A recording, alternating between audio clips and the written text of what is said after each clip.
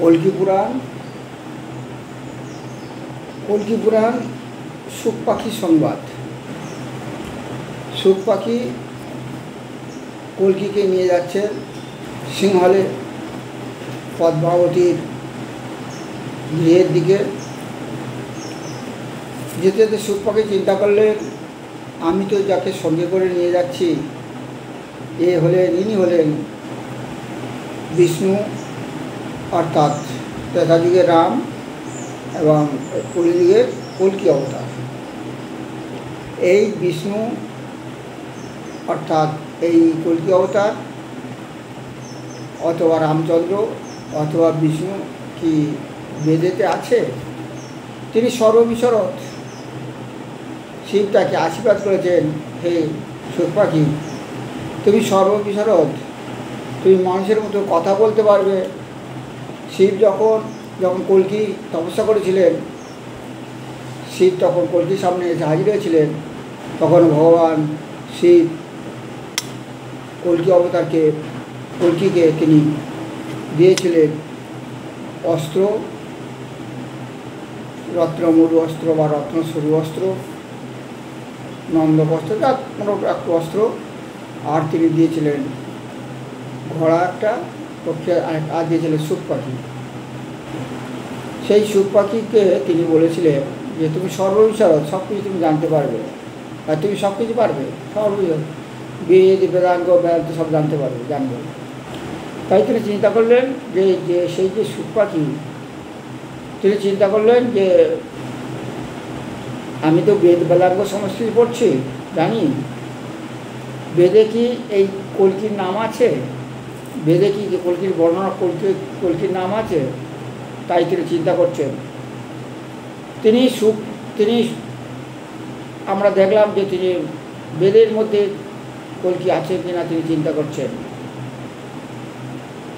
তিনি চিন্তা করলেন ঋক সাম যজু অথর্ব, চারটে বেদের মধ্যে ঋগ্বেদে পাঠ করলাম, ঋগ্বেদে দেখলাম। এরপর তিনি চিন্তা করলেন ঋগ্বেদের প্রথম মণ্ডল, ঋগ্বেদের 10টা মণ্ডল, তার মধ্যে প্রথম মণ্ডলের প্রথম সূক্তের প্রথম যে 9টা মন্ত্র তিনি সেটা খোঁজ করলেন। এরপর তিনি আস্তে আস্তে দেখছেন সামবেদের মধ্যে আছে কি ঋগ্বেদ, কিন্তু সামবেদের মধ্যে মণ্ডলে বিভক্ত নয়। কেমনভাবে বিভক্ত না, সামবেদ নিয়ে আলোচনা করলে দেখতে পাওয়া যাবে সামবেদ প্রথমে দুটো ভাগে ভাগ হওয়া আছে। একটা ছন্দার্চিক আর্চিক, আর একটা মহানাম্নী আর্চিক। আবার ছন্দার্চিক আর্চিকের নাম হলো পূর্বার্চিক, আর মহানাম্নী আর্চিকের নাম হলো উত্তরার্চিক। এখন ওই ছন্দার্চিক আর্চিক বা পূর্বার্চিক সাধারণত কতগুলো অধ্যায়ে ভাগ আছে? 6খানা অধ্যায়ে ভাগ আছে। প্রথম অধ্যায়ের নাম আগ্নেয় পর্ব, দ্বিতীয়, তৃতীয় এবং চতুর্থ 3টে অধ্যায়। 3টে অধ্যায়ের নাম হলো ঐন্দ্র পর্ব, অর্থাৎ ঐন্দ্র পর্ব দ্বিতীয় অধ্যায়, ঐন্দ্র পর্ব তৃতীয় অধ্যায়, আর ঐন্দ্র পর্ব চতুর্থ অধ্যায়। অর্থাৎ প্রথমটা হচ্ছে দ্বিতীয় অধ্যায় ঐন্দ্র পর্ব, আর ঐন্দ্র পর্ব দ্বিতীয়টা হচ্ছে তৃতীয় অধ্যায়, আর ঐন্দ্র পর্ব তৃতীয়টা হচ্ছে চতুর্থ অধ্যায়। আর পঞ্চম অধ্যায়ের নাম পাবমান পর্ব, আর ষষ্ঠ অধ্যায়ের নাম আরণ্যক পর্ব। এইরকমভাবে ভাগ হয়ে আছে। আর উত্তরার্চিকের বিভিন্ন রকম অধ্যায় আছে, 1 থেকে 19 অধ্যায়, 20টা অধ্যায় আছে, 1 থেকে 20টা অধ্যায়। 19টা অধ্যায়ের বিয়োগ নেই, কিন্তু 20 অধ্যায়, অর্থাৎ 20 নম্বর যে অধ্যায়, সেই অধ্যায়তে দুটো ভাগ আছে। একটা ভাগের নাম প্রথম অংশ, দ্বিতীয় অংশ। এইভাবে সর্বমোট 21টা অধ্যায়। 21টা অধ্যায়ের মধ্যে 1 থেকে 19 অধ্যায়ের কোনো ভাগ নেই, 21 অধ্যায়ের ভাগ নেই, আর 20 অধ্যায়ের দুটো ভাগে ভাগ, প্রথম অধ্যায় এবং দ্বিতীয় অধ্যায়। আমি এখন ঋগ্বেদ দেখলাম, সুখ পাখি চিন্তা করছে, আমি ঋগ্বেদ দেখলাম। ঋগ্বেদের প্রথম মণ্ডলের প্রথম সূক্তের যে সমস্ত মন্ত্র, 9খানা মন্ত্র, সেই 9খানা মন্ত্র দেখলাম। এখন আমি দেখব সামবেদের আমরা বলেছি প্রথম অধ্যায়, সেই প্রথম অধ্যায়ের নাম হলো আগ্নেয় পর্ব।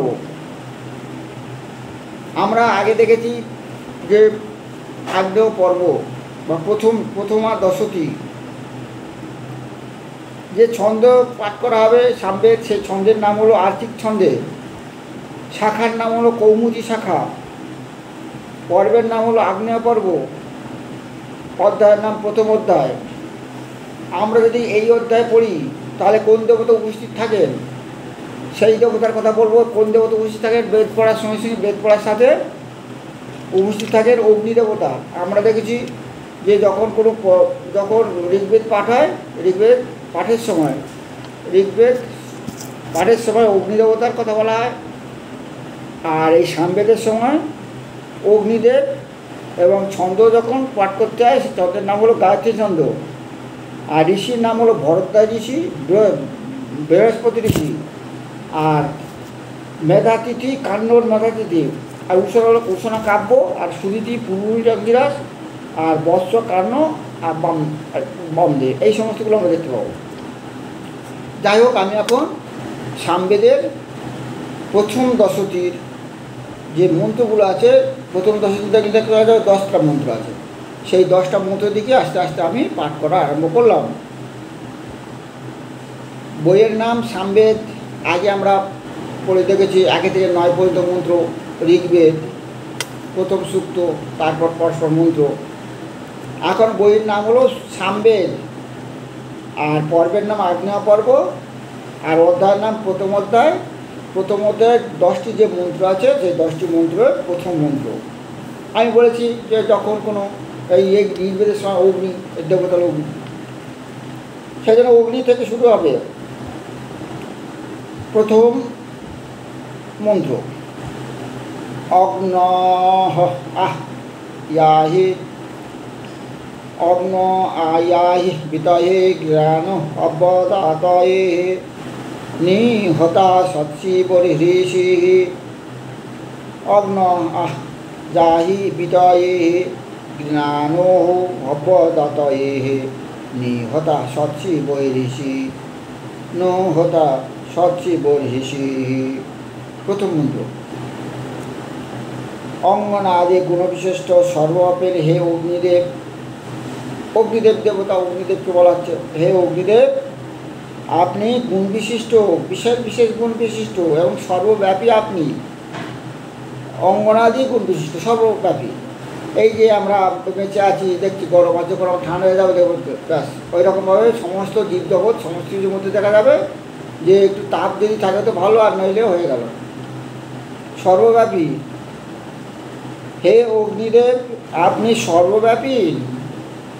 অগ্ন আয়াহি হিবিতয়ে, হে অগ্নিদেব, আপনি সর্বব্যাপী, অঙ্গাদি বিশিষ্ট, আমার কর্তৃক স্তুত হয়ে, অর্থাৎ আমাদের দ্বারা অনুষ্ঠিত হয়ে যজ্ঞাংশ গ্রহণের নিমিত্ত আমাদের কর্মের সাথে মিলনের জন্যে, অর্থাৎ আমাদের পূজা সম্বহনের জন্যে, অর্থাৎ আমাদের সকলকে দেবভাব সমন্বিত করার জন্যে আপনি আগমন করুন, আপনি আগমন করুন, আপনি আগমন করুন।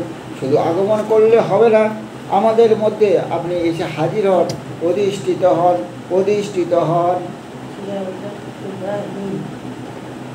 আপনি অধিষ্ঠিত হন। দেবগণের, অর্থাৎ দেবতা ভাবগণের, দেবতা ভাবসমূহের আহুতা হয়ে বিস্তীর্ণ দর্ভে, অর্থাৎ আমাদের হৃদয়ে বা কর্মে উপবেশন করুন। শুধু কর্মে উপবেশন করলে হবে না হে অগ্নিদেব, আপনি এসে আমাদের মধ্যে অবস্থান করুন, অবস্থান করুন, অবস্থান করুন। হে অগ্নিদেব, হে অগ্নিদেব, হে অগ্নিদেব, হে অগ্নিদেব, হে অগ্নিদেব, আপনি সর্বব্যাপী, আপনি সর্বব্যাপী, আমাদের মধ্যে প্রকটিত হন, প্রকটিত হন। আমাদের দেব ভাব সমন্বিত করে তুলুন। দেবভাব সমন্বিত অর্থাৎ দেবতার ভাব কি? তারা সবসময় ঈশ্বর কল্কিকে, ভগবান কল্কিকে তারা সবসময় সেবা করেন, শুশ্রূষা করেন, সেদিকে প্রণাম করেন সমস্ত দেবতারা। কারণ দেবতারা জানে যখন তারা কোনো বিপদে পড়ে, সে দেবতা, দেবদেবী, মহাদেব, ব্রহ্মা সব গিয়ে ক্ষীরসাগরে গিয়ে স্তবস্তুতি করেন বিষ্ণুকে, অর্থাৎ সেই বিষ্ণু নামও মানে রামচন্দ্র, সেই বিষ্ণু মানে কল্কি, সেই কল্কি অবতার, কল্কিকে তিনি তার হচ্ছে সবসময় স্তবস্তুতি করেন। সেই জন্যে সবসময় দেবতারা সেই বিষ্ণুকে অর্থাৎ কল্কিদেবকে, ঈশ্বর কল্কিকে সেবা করেন এবং সমস্ত কিছু প্রণাম করেন, পূজা করেন, তাদের আজ্ঞায় আচরণ করেন। সেই রকম হে অগ্নিদেব আমাকে ওই রকম দেবতাদের যেমন গুণ, দেবতারা যেমন ঈশ্বর কল্কিকে, ভগবান কল্কিকে, কল্কি অবতারকে তিনি যেমন মনে করেন আমাদের সেই রকম করে তুলুন। দেবতাদের কল্কি অবতার বিষ্ণু অথবা কল্কি অবতারের দিকে যেমন ভাব সম্পূর্ণ হয়, দেবতারা যেমন ভাব নেন, ঠিক সেই রকম আমাদের ভাব সমন্বিত করে তুলুন। দেবভাব সমন্বিত করে তুলুন, দেবভাব সমন্বিত করে তুলুন। হে অগ্নিদেব দেবভাব সমন্বিত করে তুলুন।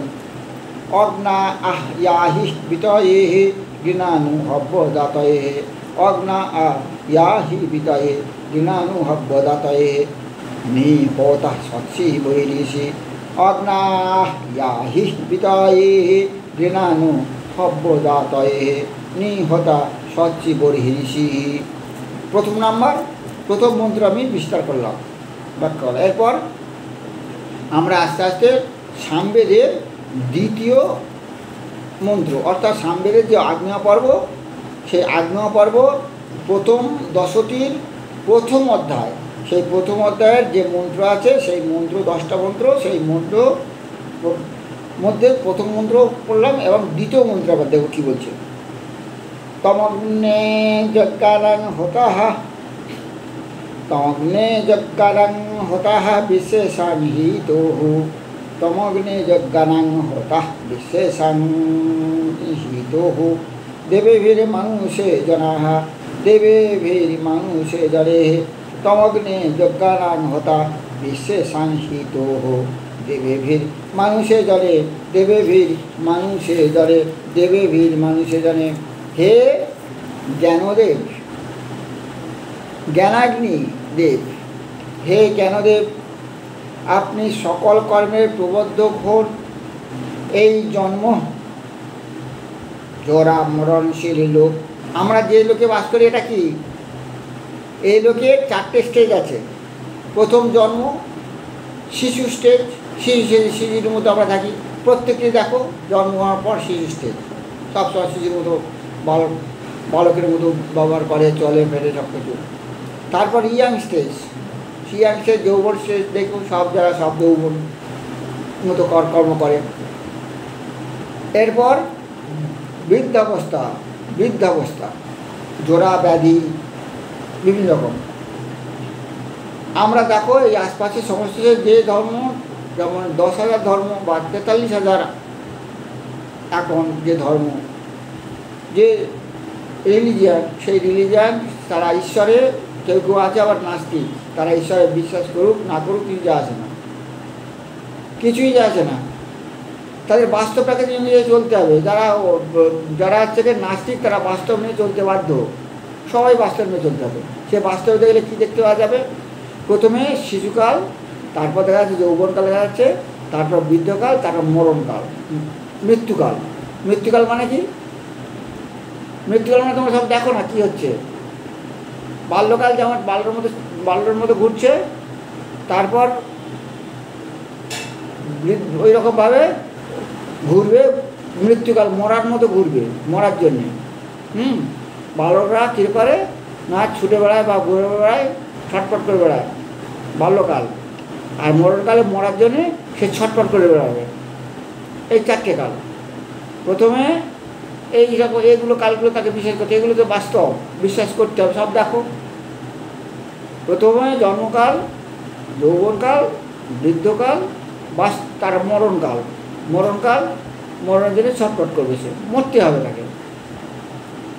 এই যে জন্ম এবং মরণশীল জগৎ, স্টেজ তাকে সমস্ত নিতে হবে। তুমি এখন কোন স্টেজে আছো, তুমি দেখো কোন স্টেজে সব যাচ্ছে ধীরে ধীরে ধীরে। তারপরে স্টেজে যাবে তুমি।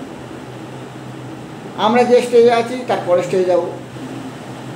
কেউ যদি বুড়ো বৃদ্ধ অবস্থায় থাকে, তার মরণ স্টেজে গেলে সে মরণের জন্য চিন্তা ভাবনা আছে, মরণ দিয়ে তাকিয়ে থাকতে হবে, মরতে হবে না। সেই যে জন্ম এবং মরণকাল, যেটা বাস্তব, এই জন্ম এবং মরণকাল লোকে প্রার্থনাকারী আমাদের পক্ষে সকল দেবতাদের সাথে এসে, অর্থাৎ আমাদের সকল দেবভাবের অধিকারী করে আপনি আমাদের হিত সাধক, মঙ্গলপ্রদ হন, মঙ্গলপ্রদ হন, মঙ্গলপ্রদ হন, মঙ্গলপ্রদ হন। এ বাস্তব আমাদের।